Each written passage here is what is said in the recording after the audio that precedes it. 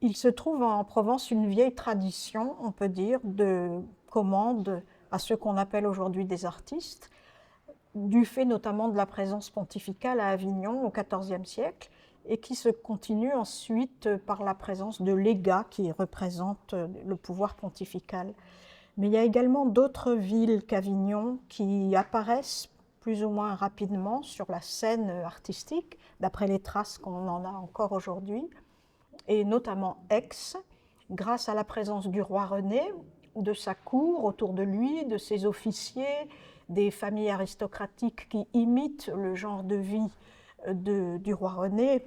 et de ses proches. Et puis ça gagne évidemment des couches sociales comme qu'on appelle aujourd'hui bourgeoises, des marchands par exemple,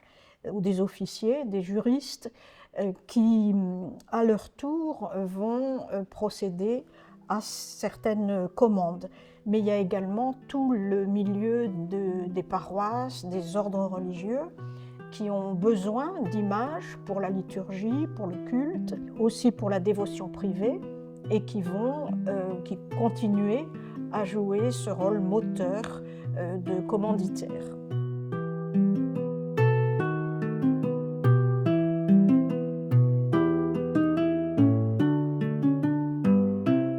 La question de savoir si vraiment il est influencé par le milieu aixois ou marseillais, c'est une question très importante effectivement, mais je pense qu'il avait un métier et une manière de peindre déjà suffisamment affirmée pour être moins influençable que dans son extrême jeunesse.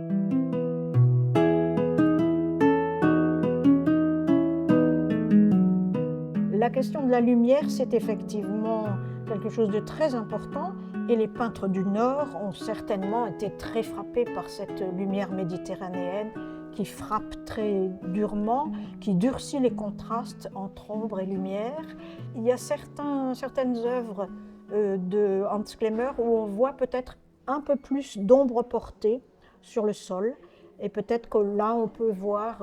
une trace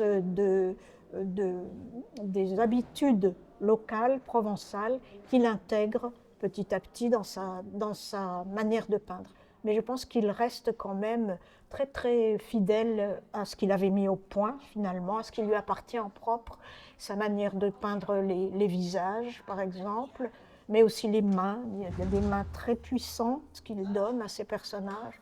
les attitudes. Tout ça est très cohérent, disons, d'un bout à l'autre de son œuvre, quel que soit l'endroit où il les réalise. Il est dit habitant de Salus. Donc habitant, ça a une signification très précise. Ça veut dire qu'il est fixé sur place, qu'il paie des impôts, et donc qu'il a dû acheter une maison, peut-être qu'il s'est marié à Saluzzo, et il a l'essentiel de sa carrière qui est vraiment réalisé dans le marquisat. Mais à plusieurs reprises, au moins à 2 reprises, en 1498 et en 1508, il se rend en Provence. Il rejoint, soit de sa propre initiative, son cousin Josely Franks, qui était installé plutôt à Marseille, vraisemblablement, et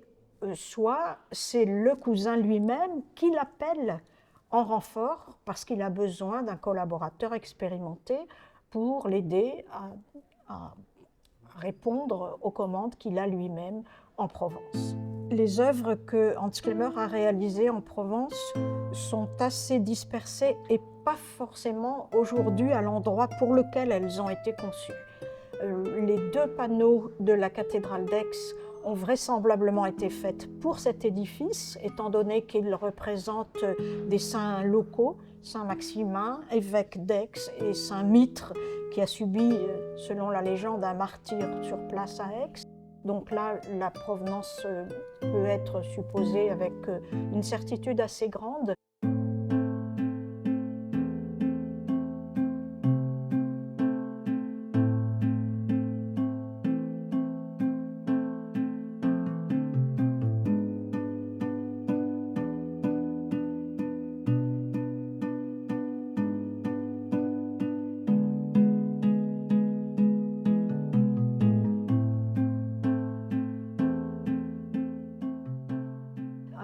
Vinon, le grand panneau de Vinon, le triptyque de Vinon, est également local, mais pas pour l'église paroissiale dans laquelle il est maintenant. Il a été certainement fait pour une commanderie de l'ordre de Saint-Jean de Jérusalem, puisque le donateur est représenté sur la peinture, et sur son manteau se trouve la croix blanche de l'ordre, et on sait qu'il y avait une commanderie sur place, donc là le transfert a été que de quelques kilomètres, et on peut considérer que l'œuvre est restée sur place. Le panneau, qui est l'œuvre majeure de Hans Klemmer en Provence, qui se trouve aujourd'hui à Lasselles,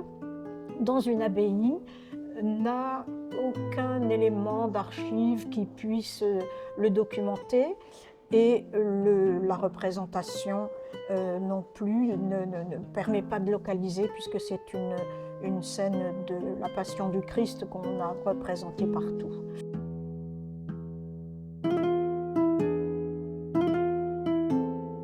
La date portée sur le triptyque de Tarascon, qui est de 1513, pose problème, puisqu'on sait maintenant, grâce à des recherches récentes d'un chercheur piémontais, qu'en 1512, un an avant, Hans était mort, puisque sa veuve accomplit certaines démarches. Mais cette date, elle est portée non pas par la peinture, mais par le cadre. Et donc il est très possible, on a d'autres cas analogues, que cette date concerne l'encadrement et l'accrochage des panneaux que Hans aurait pu laisser après son passage, mais qui n'auraient pas encore été encadrés et accrochés sur un mur.